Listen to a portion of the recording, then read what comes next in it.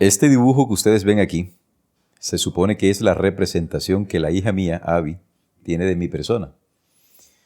Le prometí que se lo iba a publicar. Ella está esperanzada en vender este cuadro. La verdad es que me ha dado risa este dibujo que mi hija ha hecho. Bueno, de todas maneras, qué bueno estar con ustedes, hermanos, aquí preparándonos para compartir una vez más un material complementario que les pueda servir a ustedes, nuestros apreciados maestros de escuela sabática, y a todos los hermanos en general de esta iglesia adventista o de otras confesiones de fe, que el contenido de este video pueda serles de utilidad. No me cansaré de decirles a ustedes que no pretendo poseer la verdad. Sé que hay algunos que no comparten ciertas cosas. A veces quisiera decirles todo aquí, pero no es posible. Lo único que yo les puedo decir y alentarlos es, hermanos, investiguen. Por favor, la Biblia está para todos. En la medida en que nosotros nos acercamos a la Biblia para ser enseñados por ella, la Biblia nos va a hablar, porque el Espíritu Santo no nos puede guiar a una iglesia a creer esto, a otra iglesia a creer lo opuesto a lo que cree otra iglesia, a otra iglesia a creer lo opuesto que cree esta y aquella. Esto no puede ser. Esto es imposible. Tiene que haber una razón que induzca a que existan tantas creencias sobre un tema tan sencillo. En la comunidad de emergencias bíblicas, hemos iniciado compartir un estudio que va orientado a comprender mejor el texto bíblico a partir de 5 principios o pilares que les estoy compartiendo, derivado de la experiencia mía a través de los años en mi investigación bíblica. Agradezco a todos los hermanos de la familia Emergencias Bíblicas. Muchísimas gracias. Ya prácticamente somos una familia de 5,000 personas, 5,000 miembros. Gracias por lo que usted hace al suscribirse a este canal. Nos da las herramientas y nos permite continuar adelante con este ministerio. Muchísimas gracias a los que se han suscrito a la comunidad. Muchísimas gracias a los que se han suscrito en esta última semana y muchas gracias a los que se suscribirán de aquí en adelante. Para dar inicio a este estudio complementario de la lección de escuela sabática, los invito a orar. Oremos. Bondadoso Padre, en esta hora que estamos agradecidos a ti, porque tú has sido bueno con nosotros. Estamos con vida en estos momentos y si hay alguien que está de pronto atravesando una situación difícil, alguna enfermedad, la pérdida de un ser querido, la pérdida de un trabajo, una situación personal en su experiencia cristiana que está luchando contra un mal hábito, ten misericordia de ellos y permite, Señor, que sus plegarias y sus ruegos puedan ascender al cielo con la absoluta certeza que tú los escucharás. Acompáñanos en este estudio, te lo pido en el nombre de Jesús. Amén. Ya saben que es habitual que nuestro estudio se divida en 5 secciones que nos permitan analizar un poco más detenidamente lo que durante la semana de estudio de escuela sabática usted pudo haberse encontrado en el folleto. El título es Los engaños del tiempo del fin. Un título muy bien puesto, muy oportuno, sobre todo porque esto que se estudió está ocurriendo delante de nosotros. Cuando usted enciende la televisión, usted se va a encontrar con videojuegos, con programas, con películas, con libros que hablan de experiencias extrasensoriales. Películas como Ghost, que hablan de que un muerto se puede encarnar o puedes utilizar un medium para hablar con los seres vivos, eso es algo que está a la orden del día. Este famoso fenómeno paranormal, conocido como el nombre de experiencias cercanas a la muerte, cada día están más y más sorprendiendo a la gente. Hay algunos cristianos que han tenido este tipo de experiencias. ¿Qué podemos decir sobre esto? ¿Qué nos dice Dios a través de la Biblia? ¿Cómo debemos enfrentar estos engaños que nos sobrevendrán en estos últimos tiempos? El primer tópico de este estudio complementario lleva por título el misticismo. Desde que Satanás engañó a la pareja, diciéndoles que no morirían, aunque la evidencia posterior demostró que Dios siempre tiene la razón porque Adán y Eva murieron, la Biblia no dice que Eva murió, no aparece el relato que Eva murió, sí aparece el relato que Adán murió, o que nos sugiere de que Eva también murió. ¿Dónde quedó el espíritu de Adán en ese momento? ¿En qué momento, a dónde se fue el espíritu de Adán? Cristo, como algunos dicen, no había venido aquí ni siquiera. Había iniciado el plan de la salvación, aunque estaba diseñado. Entonces, ¿a dónde se fue el espíritu de Adán si todavía no existía nada de esto del plan de la salvación? Hermanos míos, yo sé que muchos sienten el deseo de creer que el ser humano, cuando se muere, no se muere. Hemos recibido comentarios que dicen y utilizan una serie de textos bíblicos completamente desligados de la realidad. Ellos no han entendido todavía que el ser humano no existía antes de que Dios lo trajera a la existencia y que en el ser humano no quedó una entidad que sobreviviera de manera separada al hombre y al mismo tiempo inmortal como Dios. Eso no lo enseña la Biblia. La Biblia dice que el único inmortal es Dios. El único inmortal es Dios. No existen espíritus inmortales, no existen almas inmortales, no existen cuerpos inmortales desligados de Dios. Por eso es tan importante que le prestemos atención a estos temas que recurrentemente hemos venido tratando. El misticismo es una mezcla de teorías paganas, religiosas, judías y desafortunadamente también cristianas. Un alto contenido del misticismo está embebido por las filosofías. El misticismo dice que hay fuentes más importantes de información que la Biblia. De paso, cuando de misticismo se trata, básicamente lo que está ocurriendo es que están dejando a un lado la Biblia para reemplazarla por sus propias experiencias subjetivas. Para nosotros los cristianos, las experiencias subjetivas son peligrosas porque ya nosotros no tenemos la seguridad de que nuestros sentidos nos ayudan. Desde que el pecado entró en la tierra, ya no existe seguridad para que nosotros digamos el enemigo no nos va a engañar. Si engañó a la primera pareja, perfecta y pura, con más razón nos puede engañar a nosotros, que estamos muchos miles de años prácticamente vendidos a estas tendencias pecaminosas. El misticismo es peligroso en virtud a que hoy el mundo cristiano necesita experimentar algo. Hay personas que dicen, es que yo lo sentí, yo lo viví, yo lo toqué. Y entonces, como mis sentidos me dicen que yo lo viví, que yo lo sentí, que yo lo toqué, entonces eso tiene que ser forzosamente cierto, porque yo lo experimenté, hermano, yo lo experimenté. Ese es el error. El que tú experimentes, el que tú toques, el que tú sientas, el que tú huelas, no significa que tus sentidos están en lo correcto, porque Satanás engaña a los sentidos. Si tú no tienes esto claro, eres una víctima facilita para Satanás.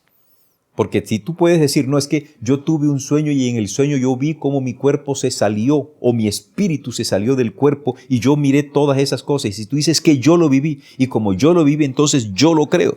Esto es peligroso. Doctrinalmente, nosotros, los adventistas del séptimo día, no nos basamos en asuntos subjetivos, sino en lo que dice la palabra de Dios. Un cristiano también debe tener eso muy claro. Esta declaración me parece supremamente importante y quiero compartírselas de manera textual. La teoría según la cual nada importa lo que los hombres creen es uno de los engaños que más éxito le da a Satanás. Bien sabe él que la verdad recibida con amor santifica el alma del que la recibe. De aquí que trate siempre de sustituirla con falsas teorías, con fábulas o con otro evangelio. El misticismo también ha tocado las puertas de todas las iglesias, incluida la iglesia adventista. Hay personas que quieren reemplazar las doctrinas. En calidad de docente de la Facultad de Teología, por muchos años, he tenido la oportunidad de compartir seminarios en distintos lugares del mundo y me encuentro con personas que dicen, es que la doctrina no salva. Lo que salva es Cristo. Y entonces reemplazan las enseñanzas de Cristo por la persona de Cristo. Entonces ellos dicen, como Cristo no hizo esto, entonces si Cristo no hizo lo que ellos consideran que Cristo no hizo, pero Cristo enseñó algo que va en contra de lo que ellos creen que Jesús hizo, entonces ellos se quedan más con lo que Jesús hizo que con lo que Jesús dijo, ignorando muchas veces la razón del por qué Jesús hizo lo que hizo. Otros se toman el derecho de decir cómo actuaría Cristo en estos momentos. Y entonces, si Cristo, por ejemplo, enseñó, no juzguéis para que no seáis juzgados, esta enseñanza está clara. Pero algunos cristianos dicen, no, yo creo que Cristo juzgó a los escribas y a los fariseos allá en el capítulo 23 de Mateo. Entonces, yo puedo juzgar porque Cristo juzgó, aunque Cristo haya dicho, no juzguéis. ¿Notan ustedes que hay un juego aquí peligroso? El verdadero cristiano se aferra a las declaraciones sencillas y claras de la palabra de Dios. Podemos tener confianza en dejarnos guiar por nuestras emociones, por nuestros sentimientos o por nuestras percepciones. No es seguro que basemos nuestra fe y nuestra confianza en nuestros sentimientos, emociones o percepciones. Es mejor anclarlo en un escrito está. El segundo tópico lleva por título Experiencias cercanas a la muerte. Óigame, y esto está a la orden del día. Muchos estudios, entre comillas, científicos, se han elaborado, se han hecho para demostrar que sí existe vida consciente después de la muerte. Ustedes leyeron acá en la sección del día lunes que se escribió un libro titulado Vida después de la vida, nuevas investigaciones sobre el fenómeno de la supervivencia tras la muerte. Este estudio presenta los resultados que a través o durante 5 años, aplicado a más de 100 personas, el estudio concluyó que efectivamente aquellas personas que habían muerto clínicamente tuvieron unas experiencias muy interesantes. Ellos, por ejemplo, veían que los familiares se les podían aparecer, veían un ser de luz por allá en un túnel. Muchos que han atravesado una muerte clínica, pero que después resucitan, dicen que han visto esto, que han oído música bonita, y cuando reaccionan y vuelven otra vez a la vida, entonces dicen, yo estuve muerto. Hermanos, usted nunca estuvo muerto. Esas personas que fueron declaradas clínicamente muertas no se murieron de verdad, porque los que se han muerto de verdad nunca han regresado para decirte a ti, a mí me pasó esto, yo vi esto o aquello.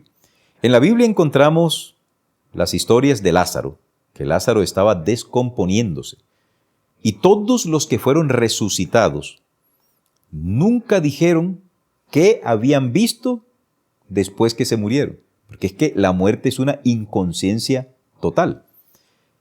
Pero es que yo estuve muerto 3 horas clínicamente. Y en ese proceso Satanás engaña.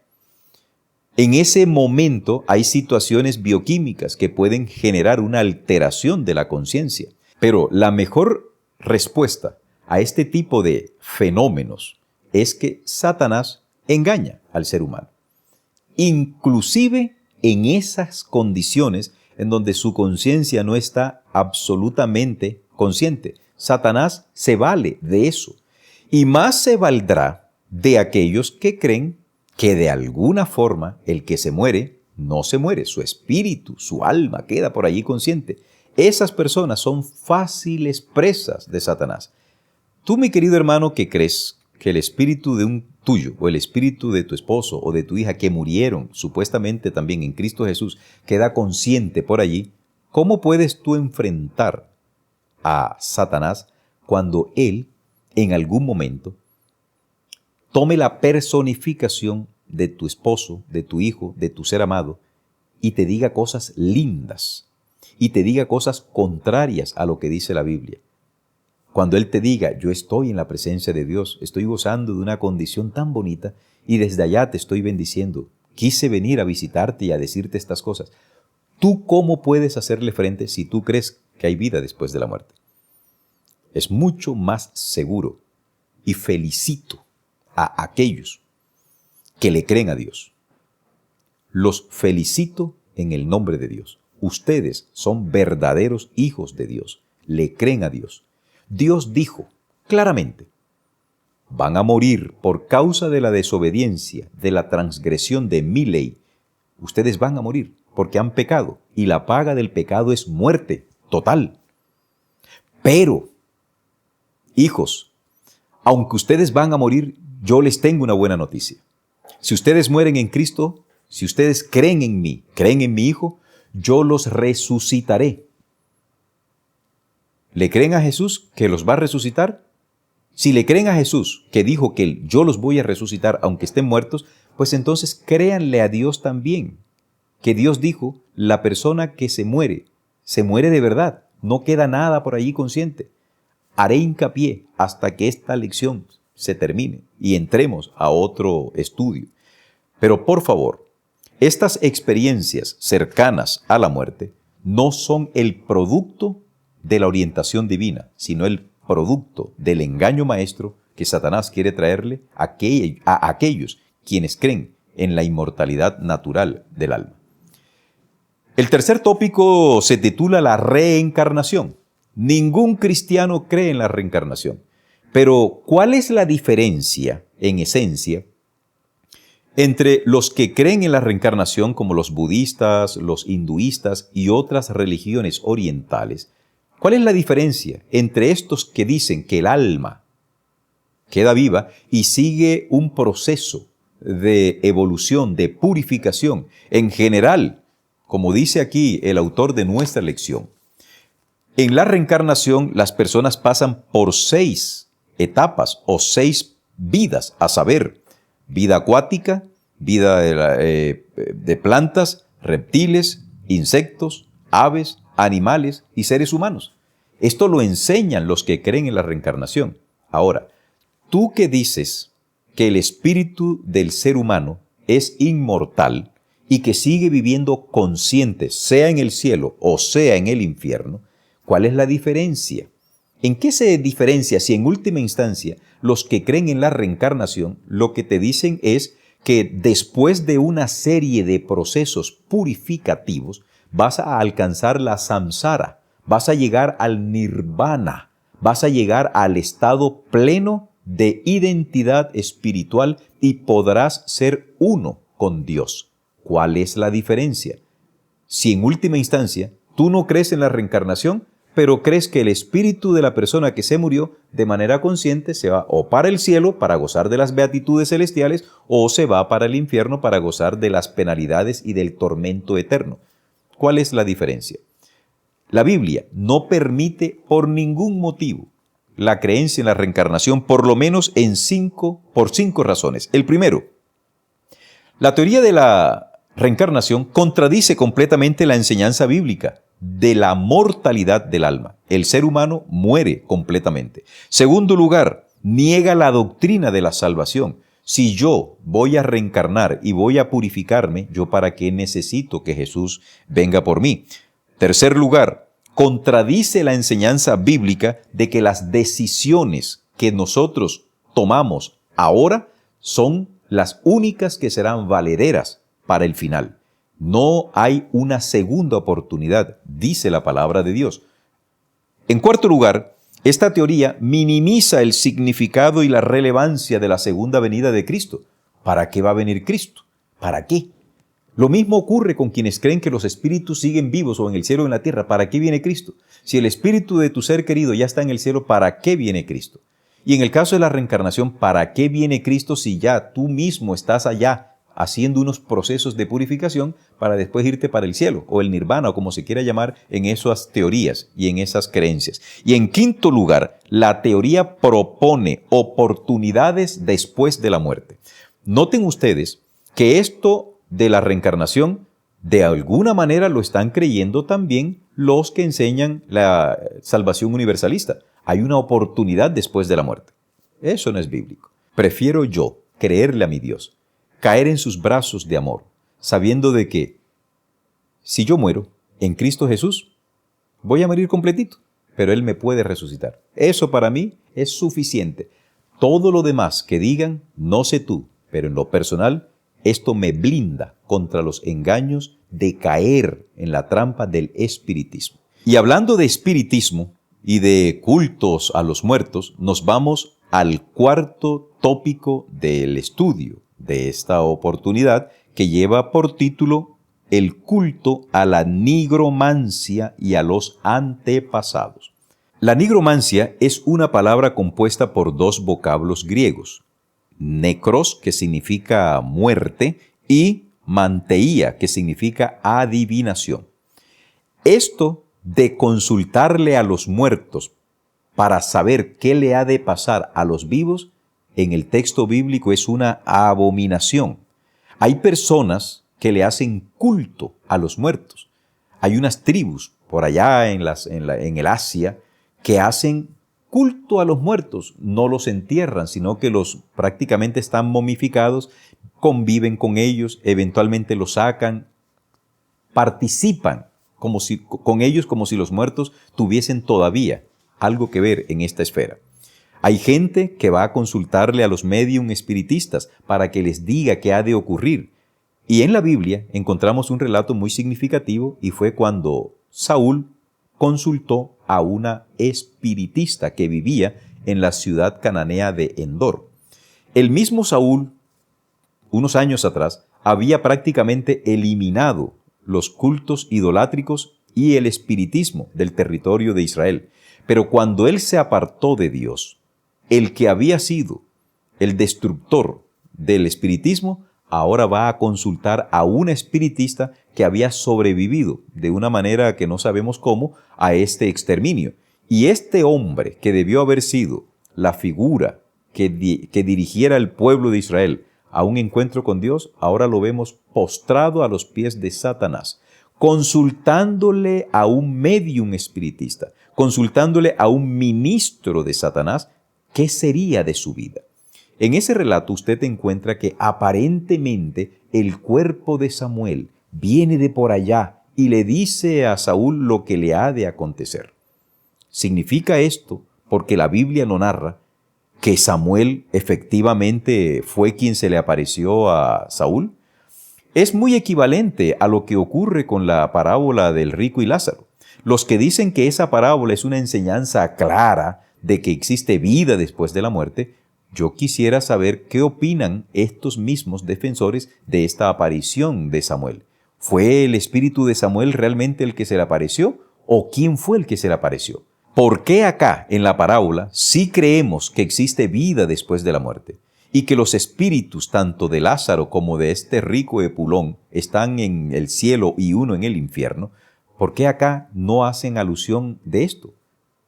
Cuando usted divaga entre creerle a Dios o creerle a Satanás, usted altera la interpretación del texto bíblico.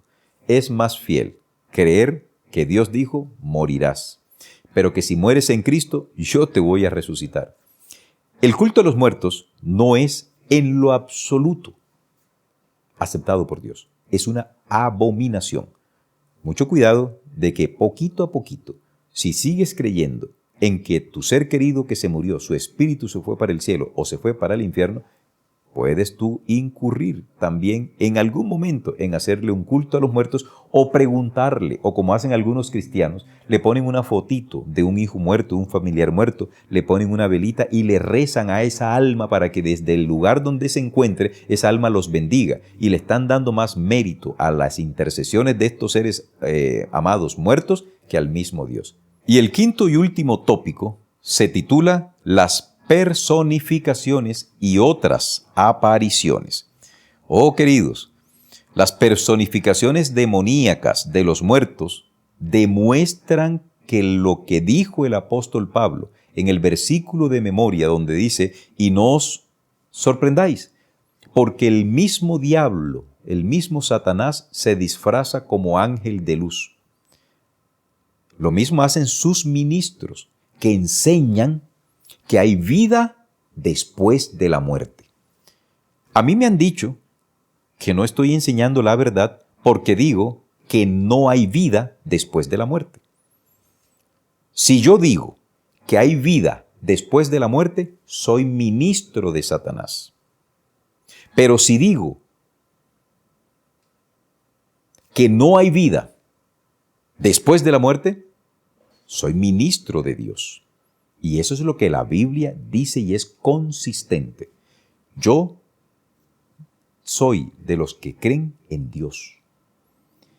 Soy de los que creen que las personificaciones de muertos, las apariciones de los muertos, no es obra de Dios, es obra de Satanás. ¿Quiénes son engañados? Los que creen que hay vida después de la muerte. Los que creemos que no hay vida después de la muerte, estamos salvaguardados. Porque si a mí se me aparece mi hermana Denny ahora, yo sé que eso que se está apareciendo allí no es mi hermana Denny, es un demonio que está tomando la forma y la palabra, el tono de voz de mi hermana. Eso está claro en la Biblia. Ahí tengo la ilustración de Samuel. El demonio personificó a Samuel.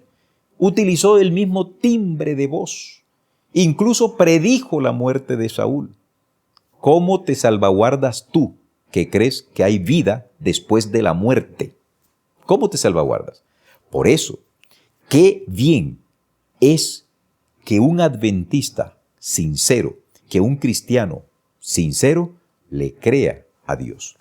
En estos tiempos, los engaños de Satanás serán tan poderosos, tan demostrables, que solo aquellos que están sustentados y cimentados en un escrito está, podrán pasar la prueba. Por eso hoy te invito para que le creas a Dios. No hay vida después de la muerte. No en estos momentos. Habrá resurrección para los que murieron en Cristo Jesús. Eso sí lo dice la Biblia. Pero que el alma del hombre siga viviendo solita, desconectada de Dios, sea bueno o sea malo, eso la Biblia no le enseña. El único inmortal se llama Dios, mi querido cristiano. No hay nada en el ser humano que sea inmortal en sí mismo. Por lo tanto, pídele a Dios que si estás creyendo que hay vida después de la muerte, que te quite la venda de los ojos, porque esa no es la palabra de Dios. Estás siendo engañado por Satanás. Que en este día y en los días subsiguientes, tú tengas paz en tu corazón porque estás creyendo lo que la Biblia dice y en boca de Dios y no lo que Satanás te indica que debas creer. Bendiciones.